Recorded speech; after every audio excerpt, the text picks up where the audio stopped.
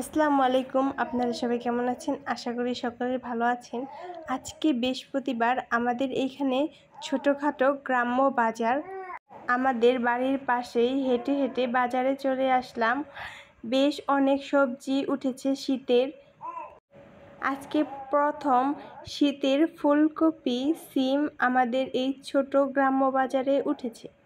এখান থেকে 1 কেজি ফুলকপি, হাফ কেজি সিম, করলা হাফ কেজি, ঢেঁড়স হাফ কেজি, 2টা লাউ, টুকটাক অনেক সবজি এখান থেকে নিয়ে নিলাম।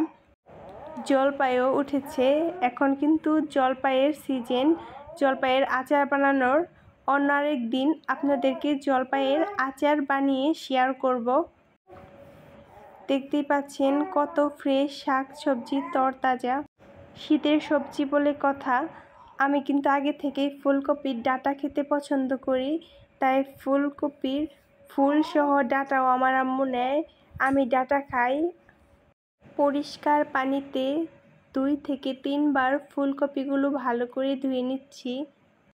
আমাদের এই বাজারে কিন্তু টুকটাক অনেক কিছুই পাওয়া যায় শীতের। এক এক সময় এক এক ধরনের সবজি পাওয়া যায়। বাজারটা ছোট হলেও অনেক কিছু কিন্তু পাওয়া যায়। ফুলকপি দিয়ে মাছ দিয়ে রান্না করব। তার আগে ফুলকপি ভাজি করব। কড়াইতে পরিমাণ মতো তেল দিয়ে দিচ্ছি। এটা খাঁটি সরিষার তেল। আমাদের ক্ষেতের সরিষা ভাঙিয়ে এই তেলটা বানানো হয়েছে। আরেকটি হাঁড়িতে পরিমাণ মতো তেল দিয়ে পেঁয়াজ, কাঁচামরিচ দিয়ে দিচ্ছি। একসঙ্গে 2টি রান্নাই করছি। ফুলকপি ভাজিতে তেমন কিছু দেওয়া লাগে না, হালকাভাবে ভাজি করলে অনেক ভালো লাগে। শুধু পেঁয়াজ কাঁচামরিচ হালকা ভেজে ফুলকপিটা দিয়ে দিচ্ছি, সাথে স্বাদ মতো লবণ, হলুদের গুঁড়া দিয়ে ভালো করে ভেজে নিচ্ছি। ফুলকপিটা ভাজা হতে হতে এই পাশে আমি মাছ দিয়ে ফুলকপি রান্না করব। এখান থেকে রসুন বাটা, পেঁয়াজ বাটা হাঁড়িতে দিয়ে দিচ্ছি, পেঁয়াজ কাঁচামরিচ হালকা করে ভেজে। এরপর পরিমাণ মতো পানি দিয়ে হলুদের গুঁড়া, মরিচের গুঁড়া, সজের গুঁড়া, স্বাদ মতো লবণ দিয়ে মশলা হালকা কষানোর পর দিয়ে দিচ্ছি মাছ দিয়ে মশলাটা ভালো করে কষিয়ে নিতে হবে। মাছ মশলা যখন কষানো হয়ে যাবে তখন মাছগুলো উঠিয়ে রাখব। এই পাশে ফুলকপি ভাজিটা কিন্তু প্রায় হয়ে এসেছে। আর কিছুক্ষণ রাখলেই এই ফুলকপি ভাজিটাও হয়ে যাবে। আমার শীতের সবজির মধ্যে এই ফুলকপি আর বাঁধাকপি খেতে বেশি ভালো লাগে। এই 2টা সবজি আমার অনেক পছন্দের। এখন মাছগুলা কষানো হয়ে গিয়েছে, মাছগুলো উঠিয়ে নিচ্ছি। ওই মশলাতেই এখন ফুলকপির ডাঁটা দিয়ে দিচ্ছি।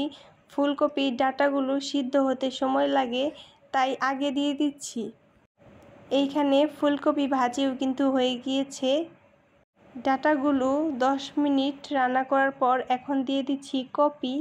এই ফুলকপিটা কিন্তু খুব তাড়াতাড়ি সিদ্ধ হয় ডাঁটার আগে, তাই পরে দিচ্ছি। আর ভাতের মধ্যে বলেন তো এটা কি সিদ্ধ দিয়েছি? এটা হলো সিম। এটা আমাদের গাছের সিম। বলেন তো এটা কোন জাতের সিম? এখন পেঁয়াজ কেটে ধনিয়া পাতা কুচি দিয়ে শুকনা মরিচ দিয়ে ভালো করে ভর্তাটা মেখে নেব। এখন পানি দিয়ে দিচ্ছি, সাথে মাছগুলো দিয়ে দেব। মাছ এবং ফুলকপিগুলো একসঙ্গে রান্না হয়ে যাবে। একটি একটি করে প্রত্যেকটি মাছ আমি দিয়ে দিচ্ছি হাঁড়িতে। মাছ দেওয়ার পর ঢাকা দিয়ে কিছুক্ষণ রান্না করব। কিছুক্ষণ রান্না করার পর দিয়ে দিচ্ছি ধনিয়া পাতা কুচি। এখন কিন্তু শীতের সেই ধনিয়া পাতাটা পাওয়া যাচ্ছে না, তাই বিলাতি ধনিয়া পাতা দিচ্ছি। এটা আমার ছাদ বাগানের বিলাতি ধনিয়া পাতা। পেঁয়াজ, ধনিয়া পাতা, শুকনা মরিচ, লবণের সাথে ভালো করে ডলে সরিষার তেল দিয়ে এই ভর্তাটা করে নেব।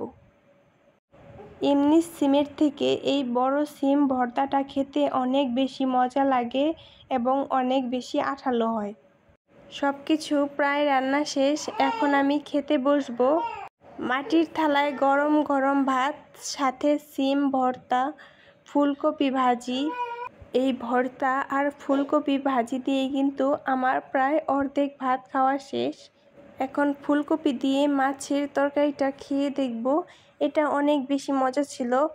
তো ভিডিওটি ভালো লাগলে লাইক, শেয়ার, কমেন্ট করতে ভুলবেন না। আজকের মতো বিদায় নিচ্ছি। আল্লাহ হাফেজ।